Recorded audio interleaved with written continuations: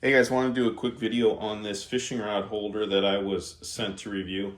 It's actually pretty cool. You can see I just got 4 of our rods in here just to show you with enough spacing so you can kind of see.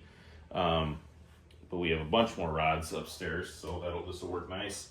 Holds a mini rod just fine. Went together in like 2 minutes. You just pop all these together, and that's it. These slanted bottoms here help hold the rod, the butt of the rod in place here, so that it all leans in and just stays nice and secure in the foam.